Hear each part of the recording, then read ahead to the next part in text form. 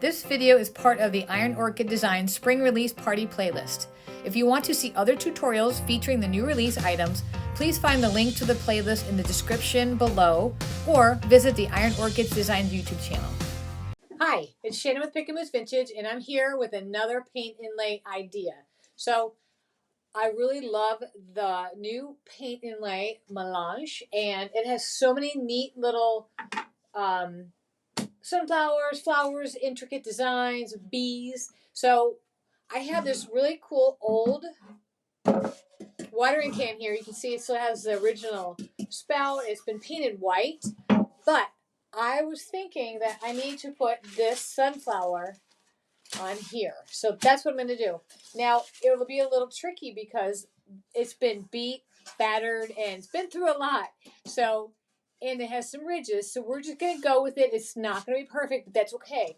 You can tell by the age that it's old. And so when we put this paint inlay on, we want it to look old. We don't need it to be crisp and clean, so it looks like it's brand new on a really old piece. So we want it to kind of match the piece we're putting it on. So what we're going to do is I have some white chalk paint here, and I'm going to go ahead and cut my paint inlay.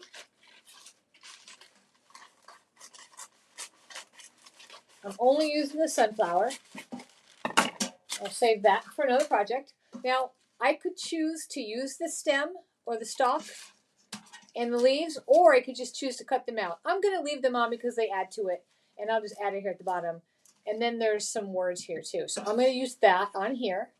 So what I'm going to do is I'm going to paint my whole entire area with white chalk paint. And I'm hoping it's a white that's pretty close in color to the bucket, and it is. Now you want to be generous with the paint, but you don't want it to be uneven. So if you have uneven paint, you're going to get wrinkles and you're going to miss some of the paint inlay. For this project, it's going to be okay because, again, this is an old piece and I need it to look old, so it doesn't have to be perfect. All right. I'm going to go over it again. I want to make sure that I have a good amount of paint. You want a decent amount of paint on here, or you don't get a really nice inlay or impression. So now I'm just going back. I'm making sure it's kind of even. There we go. There's one little line there.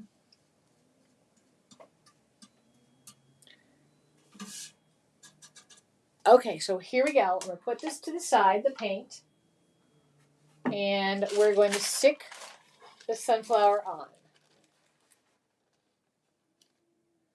And because it's a rounded surface, I'm going to kind of just push down in the middle first.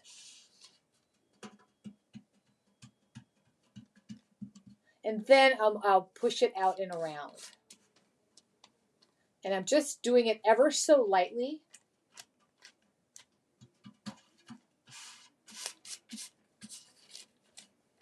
I just got to tear that just a hair. There we go. By tearing it right here at the top, it's allowing it to bend a little bit easier around the corners, around the concave part. So, giving it a nice press. I'm going to come back with my little spritzer, my water. I'm going to spritz it very lightly. It doesn't take a lot of water.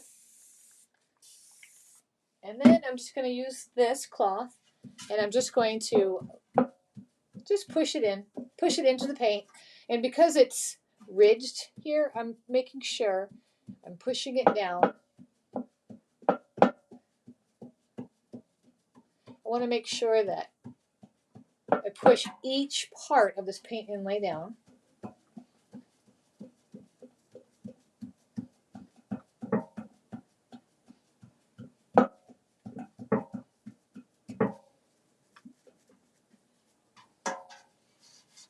I've seen people where they've taken their rag and just kind of lightly push. As long as you do it light, you don't want to go too heavy because you don't want to tear your inlay. All right. Now we wait. All right, our paint inlay is dry and it is ready to be removed. So we're going to grab our spritzer. We're going to make sure we get the whole entire parts of the paint inlay wet. Doesn't have to be damp, it just has to be wet. And then we're going to take a little cloth here and we're just going to make sure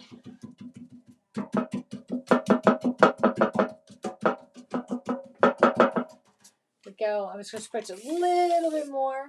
Now we just need to let it sit for a minute so the paper releases from the can. So we're just going to wait for a minute.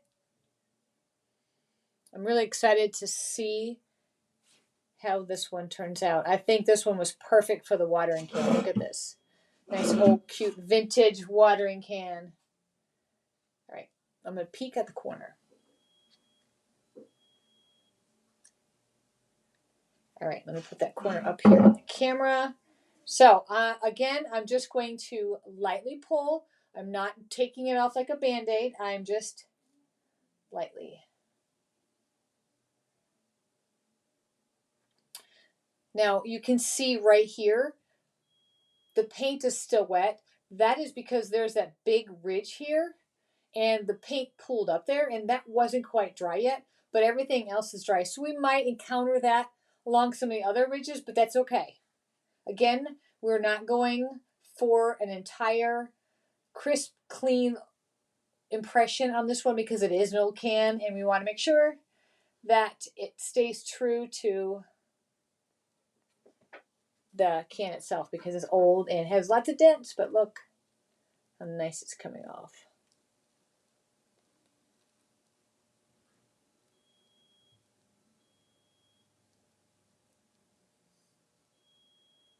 Wow. I love it. Ta-da! Okay, so I'm going to put this to the side to dry. I just want to show you, oops, came back on top of each other. Let me just show you. There is still paint inlay on here. So we could get another impression. However, you do see those white lines. Those white lines will go on to whatever I put on to next, but that's okay. It'll add a little character to it. I'm just going to set this to the side. Lay it flat so it can dry. And now we just need to wait, let this dry, and then we will seal it. So our paint inlay is dry and we are ready for the next step. Right now, I am totally in love with the way it looks. It's perfect. But we need to seal it because I don't know if it's going to go inside or outside. Regardless, though, it does need to be sealed. Now, before you actually take anything and brush it on with wax or poly, we need to mist it really quick first to go ahead and set the paint inlay in and just give it a little protection before we start brushing poly because we do not want this to smear because it's so perfect. So what you do is you take a mixture of 50% poly and 50% water, or poly clear coat, whatever you use. Most chalk paint brands have a good clear coat that doesn't yellow. So what you do is just mix it 50-50 in a spray bottle, and then you're going to just simply mist it on. And I have a spray bottle here, and I'm going to go ahead and I want to make sure I give it a light mist over the whole entire design. When you spray it, you don't run the risk of smudging and smearing it. So we spray it on real light, let it dry. If you're worried about it, you can spray it again. Or if you're confident that you hit every place with your spray, then you can go ahead and just brush on your poly or clear coat. The spray varnish has dried. Spray clear coat, whatever you want to call it. Now I'm going to just put one even coat of clear coat on it, and I'm just going to use a flat.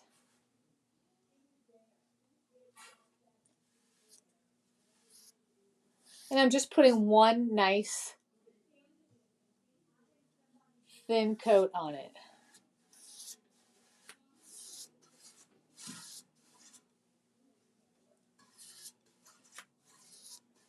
Okay, our clear coat is dry. Now we're going to decorate it just a little bit. And what I'm going to use is I'm going to use two of the different stamps from the Vintage Texture Stamps. These are my favorite. I put them on almost everything. So this one here is like, this one's a little crackle part. And then this one is like the scratches, the dents on metal. So we're going to use a little bit of both. And I'm going to use my black stamp pad. Okay, so what I'm going to do is I'm simply just going to, I'm going to start with a crackle one. And I'm just going to lightly tap it, get some ink on there. I don't want to use the whole entire square. I don't want to see a square imprint. I just want certain sections of the crackle so it looks like it's more original. So I'm going to start here and I'm just going to lightly press just part of it. Notice a lot of it didn't even go down. Let me see. So you can see the crackle here.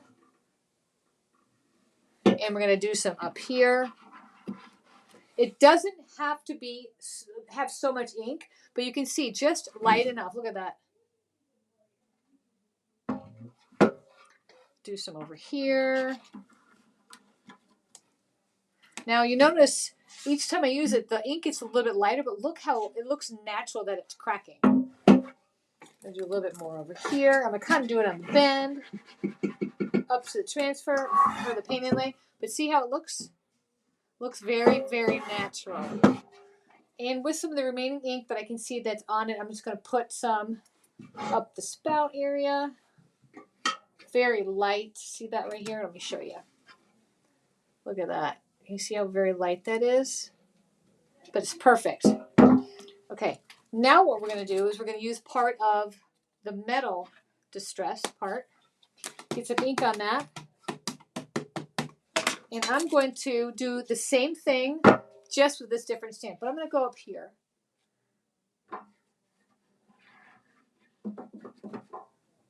And so you can lightly see the metal distress because metal, they tend to get different scratches than other surfaces. So this is what this stamp is for. And I'm going to rub it around here. And yes, it's okay to go ahead and overlap the two stamps. And I'm going to do one right in the middle. Whatever is left on my stamp. There we go. Now, if there's ever a doubt where I think I may have put too much on, I can just let it dry. And then I can just put some paint over it to hide what I didn't like. And we're going to start with the metal one. I don't want to put on too much. I'm just inking it. I just want to make it where you can tell that it's been old. It's old and has a little bit of age to it. So you can see the metal scratches and how authentic these stamps look. That's why I love these stamps. Whenever I convert a new person and get them introduced to IOD, I always suggest having this set of stamps on hand. Not only does it have the metal, or it also has chippy paint, which I use this one a lot too. Okay, so I have the metal scratches on here. Now I'm just going to add just a little bit of the crackle on here. And again, I'm just putting it on with my ink pad. I typically don't add more ink right before I use this kind of stamp, but if I want a heavier imprint, I'll go ahead and squeeze my ink on here to get more. But I want it really light. So there we go. And I'm just randomly putting it on. Heavier in some areas, lighter in other areas. But now you can see the can looks even older. Go back to the front. And there we have it. All right. Let's get it staged and take some good photos so you can see how it turned out.